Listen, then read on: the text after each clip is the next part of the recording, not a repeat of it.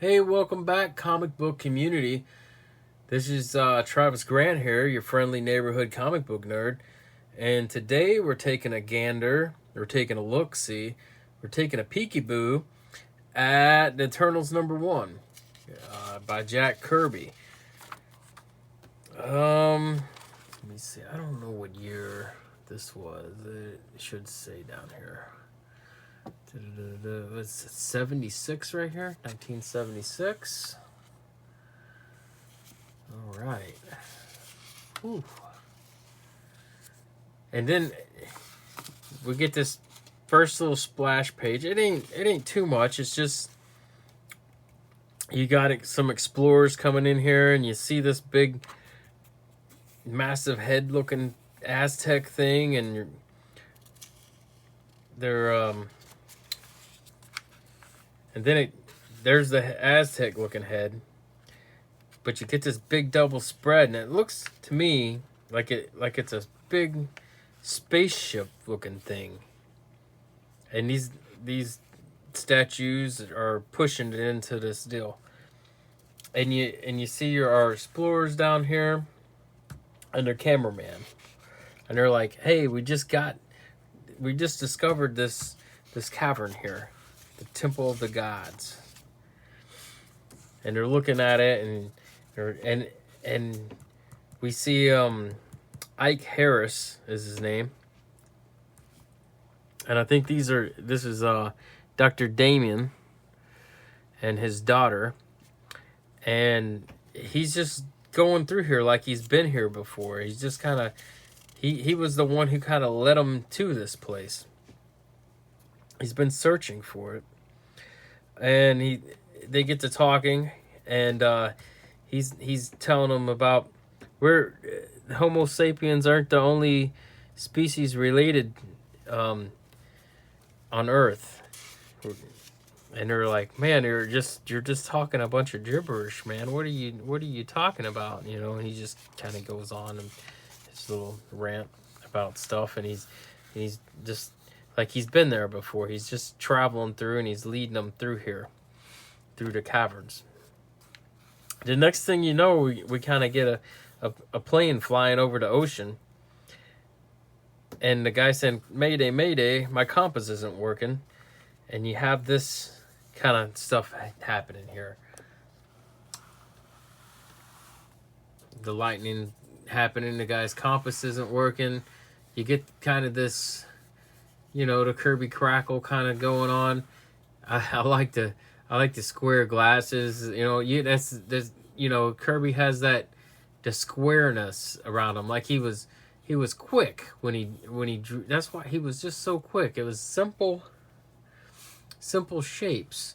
But I wonder if Kirby just drew the square glasses a little bit. And I wonder if the colorist added that, or did Kirby actually kind of just do the glare too? I don't know. He probably did the glare too. And the colors, maybe the colorist came back and added the lines, I guess, the inker. I don't know. It's a good question. Even the waves here, because you got the waves in the water, and how he has darker spot, the colors. But did Kirby draw those dots, and then the colors filled them in? I don't know, but that's neat. How the ocean does it. It does it justice, I tell you that. And even in this, you can kind of tell. But anyways, this thing is making this stuff, and the guy's like and this is neat too. How it's like the foreground and then the background here. He's up close. It's a good panel. You got more Kirby crackle in the background. Guys ejecting out. I understand that. What more can you do? I guess you could just draw some clouds in there, but this is more interesting to the eye than just like some clouds. You got this repulsor ray shooting out, and the guy ejects out of his plane. The plane and the pilot disappears, and they say, "Okay, lower the repulsor ray." or disruptor, the disruptor, and it's done. And then this whole setup was so we can meet the deviants.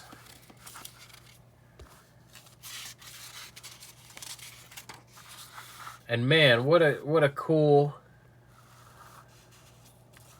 looking weird group of alien looking people that we have.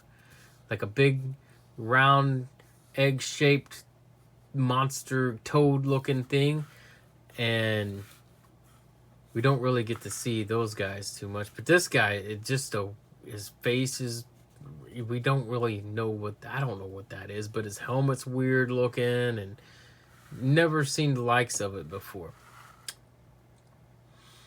So these guys are talking, or saying, hey, one of they're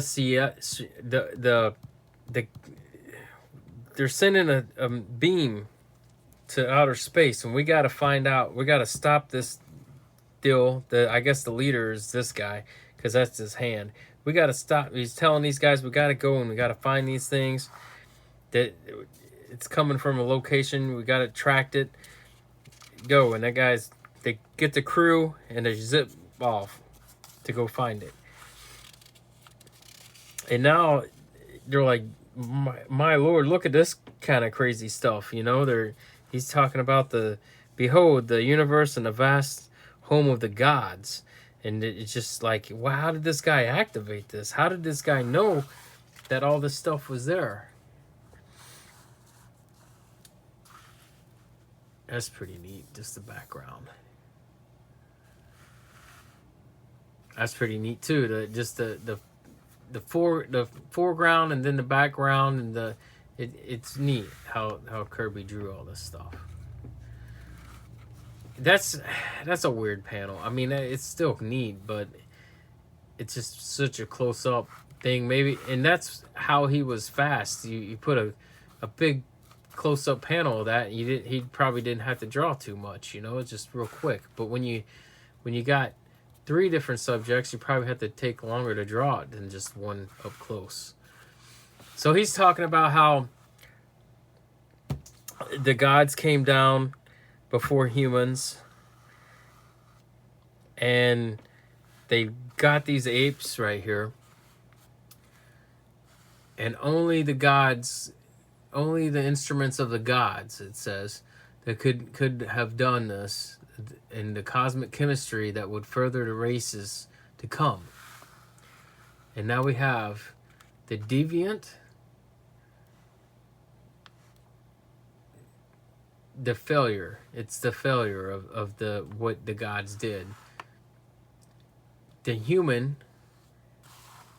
and the eternal. He was more a child of the gods than of Earth. The eternal was. And then the humans, or species, they're capable of building for peace, but they can destroy. And it kind of sets up the comic a little bit. It's just building. It's just slow. It's building. It's a slow build. It's just a slow build. This comic is a slow build up. And it's telling about the deviants went underneath the ocean, and they built their violent and their deviants, and they went to the ocean, and the Eternals went to the mountains. They took to the high ground, the highest territory, the mountains, and then the humans were left to collide for themselves and fight the beasts and the nature and the things. So the humans are left alone. And this guy, Ike Harris, is explaining to him all this stuff, and this is kind of a neat panel too. The art's neat. Not so much there, but I mean, you can still see it's the I think it's the deviant ship they're trying to get there. Faster, they're trying to get there. This is a neat panel here. I like this because you can see just the weird the weirdness of the deviants, the failures of them. It's pretty neat. Oops, sorry.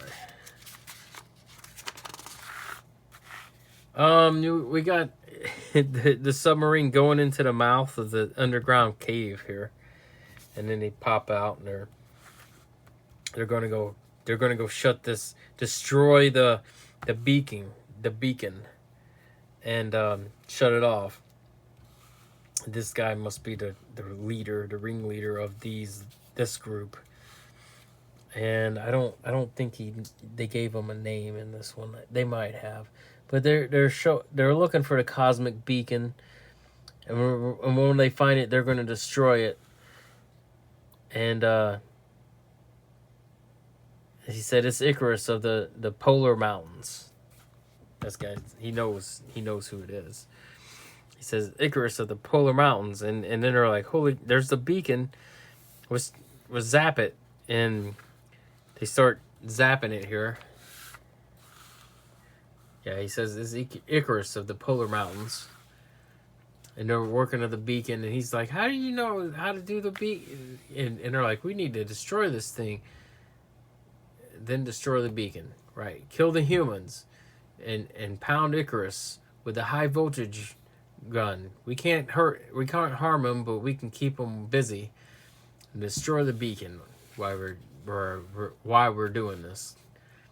They shoot him. Icarus just stops it all. And here we go. He's ready. He's taking his hat and his glasses off. He's ready for business. A bit more ad pages. Now we're getting in a little bit of action. Icarus is firing some lasers at the floor, and they're all caving in.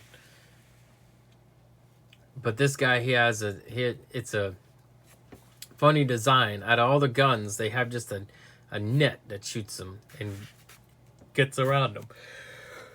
It's kind of funny, it's just a little net kind of thing that covers him, and he can't move. He's like, what's going on? He's stuck.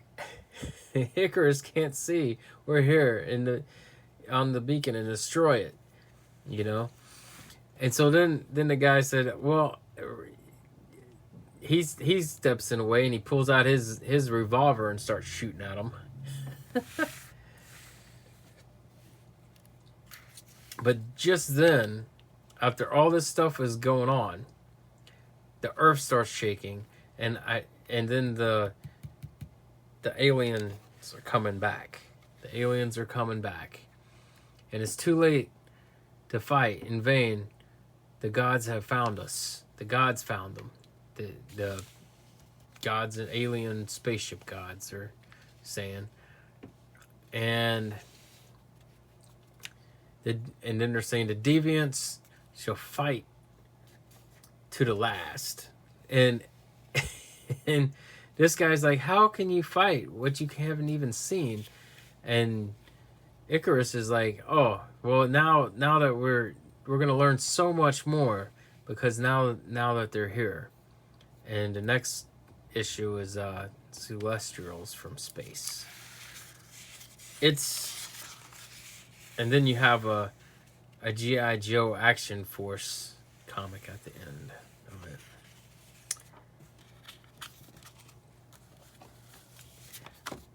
But that was the Eternals #1.